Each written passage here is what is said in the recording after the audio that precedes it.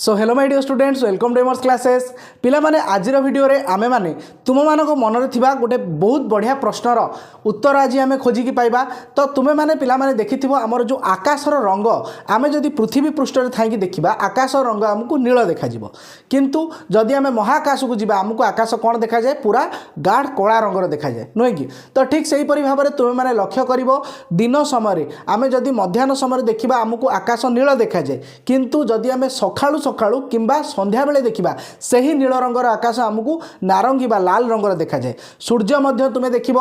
मध्याह्न समय आमको कौन देखा जाए पूरा उज्जवल धला देखा जाए। ठीक संध्या बेल किंबा भोर भोर जदि आमे सूर्य को देखंती ऑरेंज कलर बा लाल कलर देखा जाए नुहे कि। समस्त मन में निहाती भाव में प्रश्न आसीथिबो। तो यही प्रश्नर उत्तर आज आमे एही वीडियो रे पाइबा। तो पिला माने शेष पर्यंत निहाती भाव में वीडियोटी को देखिबो। मु देखि सारिबा परे निहाती भाव में तुम माने तुम मन में थिबा सबु द्वंद्व गुड़िक दूर करि परिबो। तो पिला माने वीडियोटी को स्टार्ट करिबा। So let's start.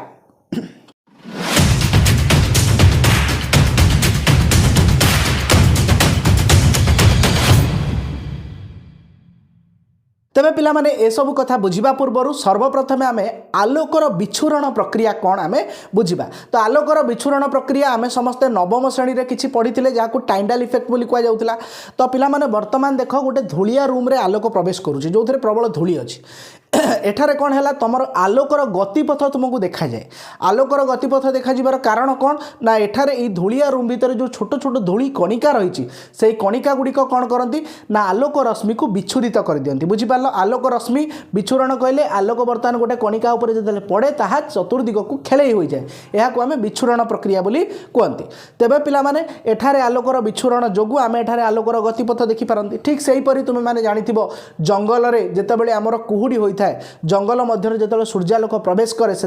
आम आलोकर गतिपथ को देखते, कारण एठारे जो कुहुड़ी कणिका गुड़िक रही है आमर आलोकर विच्छुरण करें। बुझीगला। तो यह जो कणिका माने ही आमर होचंती मुख्य आलोकर विच्छुरण करने। आमे जदि देखिबा पिला माने आमर जो सूर्यालोक रही ए सूर्यालोक हेउची कोन सातोटी रंग रो मिश्रण आम पाखु आस्ता है जहाँ को आमे समस्त ओडिया रे बाघ निश हनाला बोली मध्य कहि पारंती किंबा आमे इंग्राजी रे भिवगियोर बोली मध्य कहि थांती। तो ये सातोटी रंग मिसी करी आमर धळा रंगर आलोक होईची। तुम माने जदि कहिबो आमे समस्त जानिथिले जे सार आइजैक न्यूटन आमर प्रिज्म भितरे धळा सूर्यालोक को प्रवेश कराई सेतु सातोटी रंग पाइथिले एवं पुनर्बार ताहाकु मिसेइकी थे मध्य से सूर्यालोकर धळा आलोक पाइथिले। बुझीगला पिला माने। तो आमे जदि मुख्यतः भाव में देखिबा आमर जो लाल रंगर आलोक रही यार तरंगर दैर्घ्य होची सबुठारु अधिका। को रंगर आलोकर लाल रंगर जो आलोक रही यार तरंग दैर्घ्य होची सबुठारु अधिका। जदि आमे देखिबा नील रंगर जो आलोक रही यार तरंगर दैर्घ्य होची सबुठारु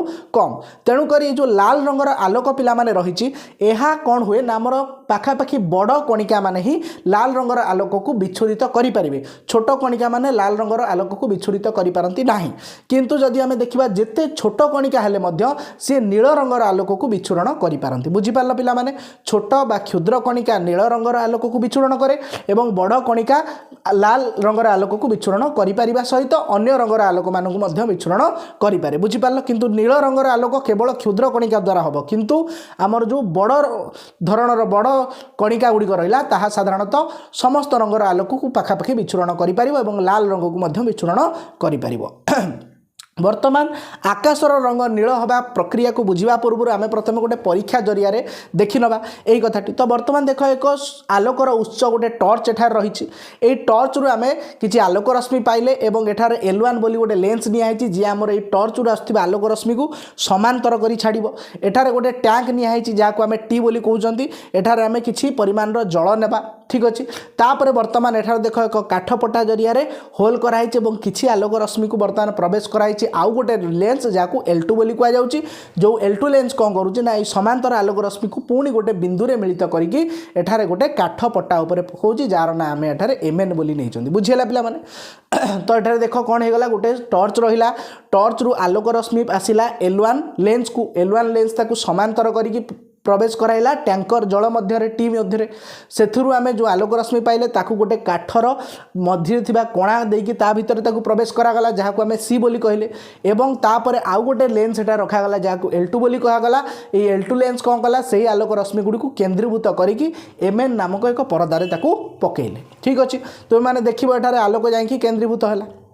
ବର୍ତ୍ତମାନ କଥା ହେଉଛି କ'ଣ ଆମେ ଏହି ଯେଉଁ ଜଳ ରହିଛି ଏଇ ଜଳରେ ଆମେ କ'ଣ କରିବା ସୋଡ଼ିୟମ୍ ଥାୟାସଲଫେଟ୍ 200 ଗ୍ରାମ ନେଇଯିବା ଆଉ ଆମର କିଛି ଯେଉଁ ରହିଲା ସଲଫ୍ୟୁରିକ୍ ଏସିଡ୍ 1 କି 2 ml ଭଳିଆ ପାଖାପାଖି ନେଇଗଲେ ନେଇକି ଆମେ ଏଥିରେ ଟ୍ୟାଙ୍କର ଟିରେ ଥିବା ପାଣିରେ ଆମେ ତାକୁ ମିଶାଇଦେବା ବୁଝିପାରିଲ କ'ଣ କ'ଣ ନେଲେ ସୋଡ଼ିୟମ୍ ଥାୟୋସଲଫେଟ୍ 200 ଗ୍ରାମ ନେବା ଏବଂ 1 ରୁ 2 ml ପାଖାପାଖି ସଲଫ୍ୟୁରିକ୍ ଏସିଡ୍ ନେବା ମିଶାଇ ସାରିବା ପରେ ତୁମେମାନେ କ'ଣ ପିଲାମାନେ ଏଠାରେ ଦେଖିବ କିଛି ସମୟ 2 ରୁ 3 ମିନିଟ୍ ପରେ ପରେ ତୁମେମାନେ ଦେଖିବ ଯେ ଏଇ ଯେଉଁ ବିକର ରହିଛି ଯେଉଁଥିରେ ଆମେ ପାଣି ନେଇଥିଲେ ତ ସେଥିରୁ ତୁମେମାନେ ନୀଳ ରଙ୍ଗର ଆଲୋକ ବାହାରିବାର ଦେଖିବ ଏବଂ ସବା ଶେଷରେ ଯେଉଁ ଏମଏନ୍ ପରଦାରେ ଯେଉଁ ଆମେ ଆଲୋକ ରଶ୍ମି ଦେଖିଥିବା ପ୍ରଥମେ ଆମକୁ ଦେଖାଯିବ ଯେ সেটা সাধারণত অরেঞ্জ কলর দেখা যাচ্ছে এবং তাপরে পুরা গাঢ় লাল রঙর আলোক তুমি এখানে দেখা পাইব তেবে এহা হবার কারণ কোণ তো লক্ষ্য কর আমার যে ধলা রঙর আলোক আসছিলা ধলা রঙর আলোক মু কহিলি 7টি যাক রঙর মিশ্রণ তো এখানে যে সলফর কণিকা রয়েছে সবুঠার ক্ষুদ্র কণিকা হচ্ছে সলফর কণিকা তো সলফর কণিকা এখানে কম করে নীল রঙর আলোককে এখানে বিচ্ছুরিত করে দিয়ে বুঝিগলা তো নীল রঙর আলোক এখানে বিচ্ছুরিত হবার আমার এঠার নীল রঙর আলোক বাহার তো নীল রঙ দেখা কোণ আমার এই যে সল্ୟୁସନଟା ରହିଲା ତାପରେ ଯଦି ଆମେ ଦେଖିବା ଅନ୍ୟ ଆଲୋକ ଗୁଡ଼ିକ ଏଠାରେ ବିଚ୍ଛୁରିତ ହେବା ସହିତ ଯେଉଁ ଲାଲ ରଙ୍ଗର ଆଲୋକ ରହିଲା ତାହା ବର୍ତ୍ତମାନ ଅଧିକ ଦୂର ପର୍ଯ୍ୟନ୍ତ ଯାଇପାରେ କାରଣ ତାର ଦୈର୍ଘ୍ୟ ହେଉଛି ଅଧିକା ବୁଝିଗଲା କାହାର ତରଙ୍ଗ ଦୈର୍ଘ୍ୟ ଅଧିକା ମୁଁ କହିଥିଲି ଲାଲ ରଙ୍ଗର ତେଣୁକରି ଲାଲ ରଙ୍ଗର ଆଲୋକ ଅଧିକା ଦୂରତା ପର୍ଯ୍ୟନ୍ତ ଗତି କରିପାରେ ଅନ୍ୟ रंग गुड़िक तुलन तो एठारे वर्तमान लाल रंगर आलोक विच्छुरित न होई कारण एठारे क्षुद्र कणिका रही तेणुक लाल रंगर आलोक एठारे विच्छुरित न होई ता सीधा गति करी सर्वशेष जाइकी आमर एमएन परदारे पड़िला बुझीगला तो पिला माने आमर केउ रंगर आलोक अधिका दूरता गति करिपारे लाल रंगर आलोक कारण तार तरंगर दैर्घ्य अधिका बुझीगला तो वर्तमान पिला माने आमे समस्ते ए जो नील रंगर आकाश रही ताहा जानिबा पई चेष्टा करिबा तो नील रंगर जो आकाश ता सहित ए नील रंगर आकाश आमे केते बेले देखंती ना ठीक मध्याह्न समय बा अन्य समय आमे समस्ते देखंती किंतु जो सखाळ पूरा भोर भोर जेते बेले सूर्य उदय हुए एवं सूर्य अस्त हुए एही आकाश आमको पाखापाखि नारंगी रंगर बा लाल रंगर बेले बेले देखा जाय था बुझीगला तो वर्तमान यह हबार कारण कौन आम समस्ते बुझापी चेष्टा करवा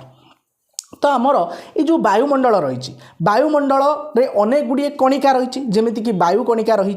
जलीय बाष्प रही धूआं रही नुहे कि अनेक गुड़िए कणिका रही तो यही कणिका माने एठारे आलोकर विच्छुरण करती तो सूर्य आमर पाखापाखि 7टी जाक रंग आसी था बुझीगला तो विबग्योर कलर सबू 7टी जाक रंग आसिक एठारे मिसिक आम दृश्यमान आलोक बा धला रंगर आलोक एठारे सृष्टि करती तो आम एठारे जो आकाश रही आकाश विभिन्न जिनस देखती तो आमर आकाश तुम मैंने बादल देख बादल नील रंगर देखा जाए कि बादल आमको धला रंगर देखा जाए नुहे कि तो बादल धला रंगर देखा जिबार कारण कौन देख आमर जो बादल कौन गठित आमर जलीय बाष्प बा छोट छोट जल कणिका एवं बरफ कणिका को नहीं गठित तो एगुड़िकर आकार पाखापाखि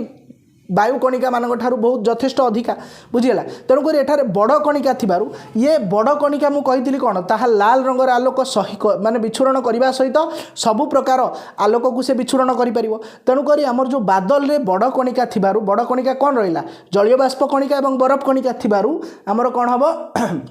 बादल आमर सबु रंगर आलोक को आमर जो इंद्रधनु थी सबु प्रकार रंगर आलोक 7टी जाक रंगर आलोक को ता विच्छुरण करिवो जहा फल आमे तार मिक्स कलर जितेबाला 7टी जाक रंग मिसीज कौन हो पिला माने धला तो धला रंगर आमे देखिबा काहाकू बादल को किंतु जितेबाला आमे कहबा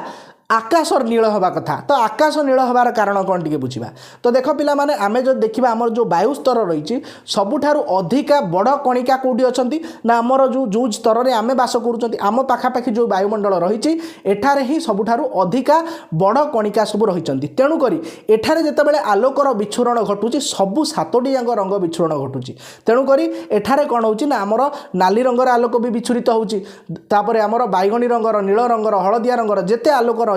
एठारे बड़ बड़ कणिका थिबारु एगुड़िक विच्छुरित होइकि आमको आमर जो पाखापाखि अंचल धला रंगर देखा जाउछि किंतु जदि टिके ऊपर अंश को आम देखुचंती सेठारे आमको नील रंगर गोटे स्तर देखा जाउछि जहाको आम आकाश कहउचंती कारण कोन आमर जेतेबेले धीरे धीरे आम ऊपर को जिबा वायु आमर पतला हो जाए वायु स्तर पतला हेबारु धीरे धीरे वायुर कणिकार आकार मध्य छोट हुए